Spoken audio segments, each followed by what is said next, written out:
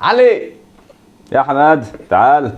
ايه يا اخويا عامل ايه؟ عامل ايه يا اخويا؟ الحمد لله. كل سنه وانت طيب. وانت بالصحه والسلامه. عامل ايه؟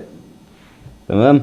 بقول لك كل سنه وانت طيب. خلاص احنا داخلين على العيد اهو يابا. انت ايه ناسي ولا ايه؟ وانت بالصحه والسلامه. اعمل ايه يعني؟ عايز طقم العيد ولا ايه؟ الله يبارك. ايه يعني وانا اخوك الصغير؟ ايه يعني ما تجيب لي طقم العيد؟ هتفرق يعني؟ يا عم الله يبارك لك يا رب. عينيا ليك، انت حبيبي.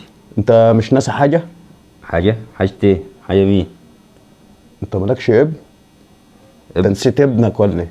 عمل له يا حماد؟ انا طلقت امه وهو عايش مع جده هناك. يعني خلاص طالما طلقت امه وهو عايش مع جده ما بقاش ابنك؟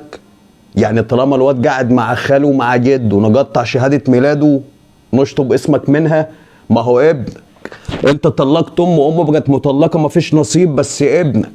هو عشان انت طلقت امه الواد ما بقاش ابنك؟ لا ابنك وعلى اسمك. احنا داخلين على عيد. الواد مين يخش عليه؟ مين يجيب لابنك طقم العيد؟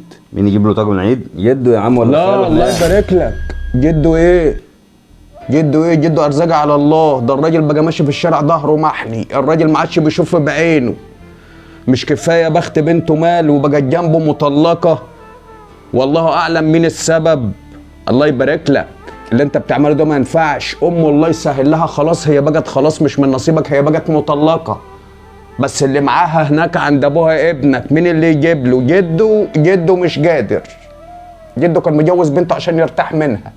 رجعت له معاها عيل.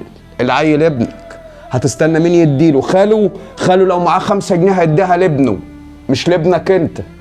ابنك. هات طقم العيد وخش على ابنك. مين يفرح ابنك في ايام زي دي؟ هو طالما امه بقت مطلقه ما بقاش ابنك؟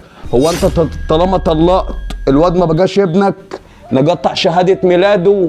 لا ابنك الله يبارك لك. ابنك مين يفرحه؟ خلاص امه بقت مطلقه مفيش نصيب تسهيل. بس ابنها اللي معاها ده ابنك برضه. احنا مش هنقطع شهاده ميلاده. الله يبارك لك. ما تخليش اللي سخنوك على مراتك وطلقتها يسخنوك على ابنك وتنساه. الواد نروح نجيب له اب بالتبني. الواد مين يفرحه؟ مين يخش عليه؟ الواد بيبقى قاعد شايف خاله داخل على ابن خاله بالطقم. الواد بيقول فينك يابا. الواد بيشوف عمه داخل على ابن عمه بالطقم بيقول فينك يابا. ابنك خلاص ابنك حيالله امه بقت مطلقه بس ما بقاش يتيم طول ما انت على وش الدنيا. الله يبارك لك. احنا في دخلة عيد. لو انت كنت متجوز والناس سخنوك على مراتك وبقت مطلقه اوعى تنسى ان اللي معاها ده ابنك. اجبر بخاطره عشان يجبر بخاطرك ربنا. السلام عليكم ورحمه الله وبركاته.